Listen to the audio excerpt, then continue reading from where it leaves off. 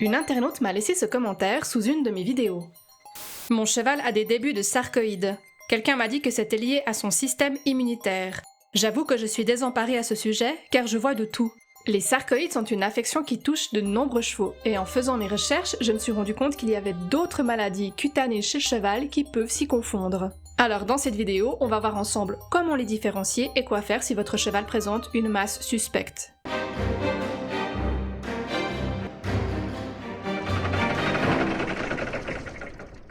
Commençons avec les sarcoïdes qui sont une affection courante chez le cheval.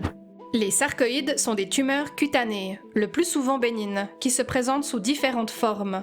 La forme occulte, zone sans poils, généralement circulaire. On retrouve un ou plusieurs nodules de petite taille, ou de la peau d'aspect rugueux ou squameux. La croissance est lente, mais il peut évoluer en sarcoïde verruqueux ou fibroblastique. La forme verruqueuse. Comme son nom l'indique, le sarcoïde ressemble à une verrue. La croissance est faible, mais ça peut évoluer en forme fibroblastique. La forme nodulaire. L'aspect est ferme, sous-cutané, bien délimité, le plus souvent de forme sphérique. Il peut être invasif ou sulcéré.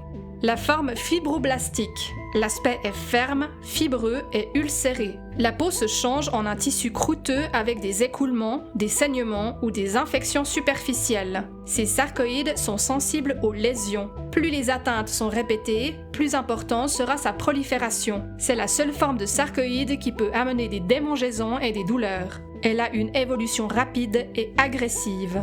La forme mixte. C'est un mélange de plusieurs formes de sarcoïdes. Généralement, ils évoluent vers la forme fibroblastique. La forme maligne. Elle résulte de lésions répétées sur un sarcoïde. C'est une forme très agressive et invasive. Bien qu'aucune métastase n'ait jamais été détectée, il existe un risque que ces sarcoïdes affectent des structures locales, comme les vaisseaux lymphatiques, ce qui peut compliquer leur traitement. La surveillance de l'évolution de cette forme est essentielle, car elle peut nécessiter des traitements plus intensifs ou une approche combinée pour éviter une progression incontrôlable. Qu'est-ce qui cause cette maladie? La science n'a pas encore de réponse exacte à cette question. Désolé cher internaute, mais on connaît plusieurs facteurs qui prédisposent au développement des sarcoïdes. Une prédisposition génétique. Cela concerne plus spécifiquement les Appaloosa, les pur-sang arabes et les Quarter Horse. Une infection virale, le papillomavirus bovin. Elle peut se transmettre par cas contact ou par piqûre d'insectes. Mais l'infection à elle seule ne permet pas au sarcoïde de se développer. Elle est un facteur qui favorise son apparition. Certains équidés porteurs du virus ne développent pas de sarcoïdes. Une inflammation ou un traumatisme cutané. La zone atteinte aura plus de chances de développer des sarcoïdes. Les chevaux âgés entre 3 à 6 ans sont plus susceptibles de les développer. Les mâles semblent également plus atteints. On estime que moins de 1% des équidés développent des sarcoïdes à un moment donné dans leur vie.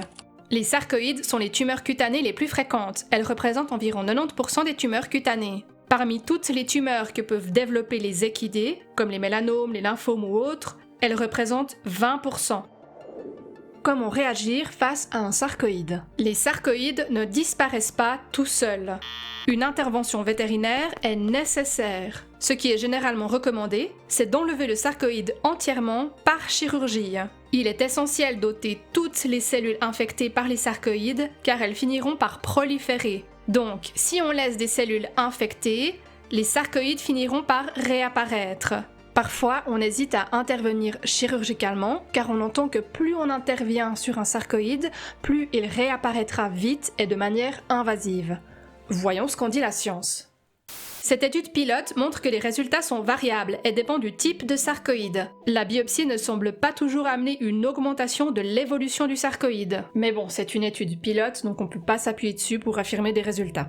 Mais cette étude met en évidence que le type d'évolution du sarcoïde a un impact sur sa récidive.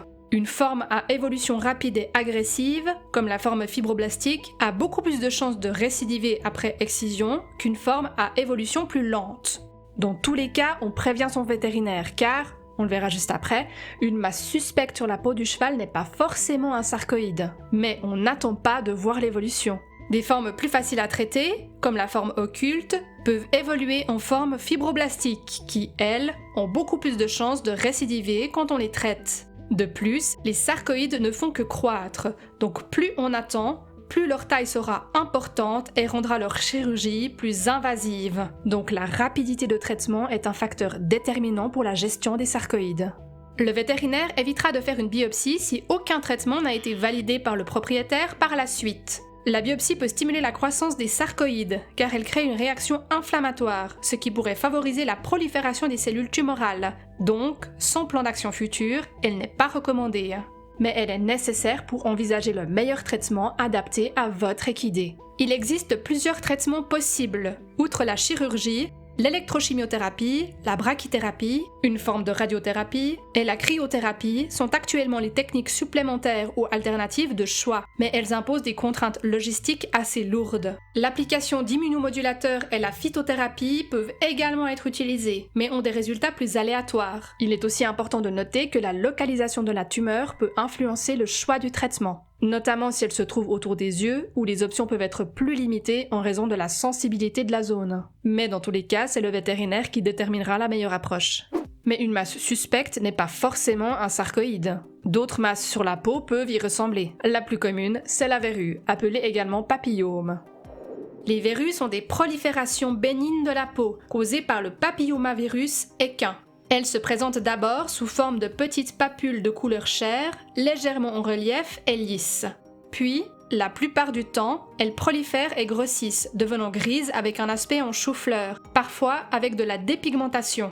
Les verrues apparaissent généralement sur les jeunes chevaux de 1 à 3 ans ou les chevaux avec un système immunitaire déficient. Contrairement aux verrues humaines, la majorité des verrues équines disparaissent d'elles-mêmes en quelques mois. Donc, pas de panique si votre cheval en est atteint. Elles ne sont pas dangereuses pour sa santé et elles ont de grandes chances de se résorber naturellement. C'est d'ailleurs parfois avec ce genre de cas que les pseudosciences font croire qu'elles fonctionnent. Grâce à la biorésonance, mon cheval n'a plus de verrues. C'est fantastique! Sauf que même sans biorésonance, les verrues s'en vont toutes seules. Donc ça prouve rien du tout. Mais attention, vérifiez toujours avec votre vétérinaire s'il s'agit bien de verrues et non de sarcoïdes à forme verruqueuse. Car dans le deuxième cas, un traitement adapté sera nécessaire. Il existe d'autres affections bénignes, dont les granulomes éosinophiliques.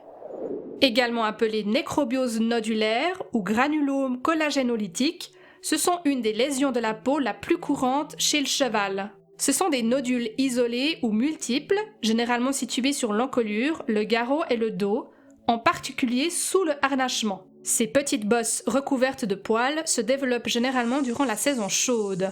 La cause de ces lésions reste incertaine, mais on suspecte une origine traumatique ou une réaction d'hypersensibilité aux piqûres d'insectes. Dans certains cas, les granulomes peuvent se minéraliser et devenir plus fermes. Si nécessaire, un vétérinaire pourra proposer un traitement, comme des injections de corticostéroïdes directement dans la lésion ou, dans de rares cas, une petite chirurgie. Toutefois, ces granulomes ne mettent pas votre cheval en danger. Ils sont indolores et peuvent parfois disparaître spontanément. Passons maintenant aux masses cutanées plus dangereuses, les mélanomes et les carcinomes épidermoïdes. Les mélanomes sont des tumeurs cutanées se présentant sous forme de masses lisses ou plus rarement granuleuses, généralement sans poils, localisées sur la base de la queue, autour de l'anus, sur le fourreau, les lèvres ou les paupières. Les mélanomes représentent 6 à 15% des tumeurs cutanées. Ils affectent principalement les chevaux de robe grise, en particulier les races arabes, lipizzans et camargues. On estime qu'environ 80% des chevaux gris de plus de 15 ans sont porteurs d'au moins un mélanome. D'après cette thèse, plus le cheval est âgé, plus les risques qu'il développe des mélanomes sont importants.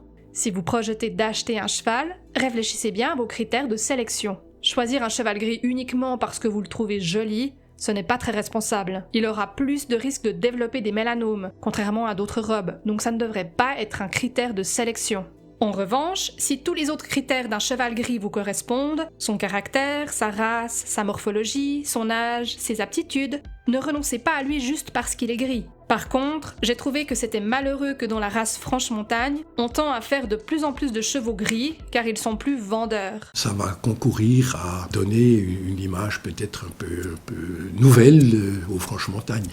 C'est amener des problèmes de santé dans une race qui est connue pour sa robustesse et sa bonne santé. Personnellement, je trouve ça vraiment dommage. Donc, pour le bien-être des chevaux, ne sélectionnez pas un cheval juste pour sa couleur. Heureusement, la grande majorité des tumeurs sont bénignes au moment du diagnostic et elles évoluent lentement. Toutefois, environ 30% prennent une forme maligne et peuvent potentiellement amener des métastases. Même si les mélanomes évoluent lentement, il est parfois préférable de les traiter rapidement, car même sans être malin, leur localisation peut mettre en danger votre cheval ou affecter sérieusement son bien-être, comme dans ce cas où le mélanome a vraiment envahi la région périanale et où ils ont dû amputer le cheval de la queue pour le soulager. De nombreux facteurs sont à prendre en considération dans le traitement des mélanomes, et votre vétérinaire déterminera avec vous ce qu'il est possible de faire. Contrairement aux sarcoïdes, effectuer une biopsie ou une chirurgie sur un mélanome n'affecte pas son évolution.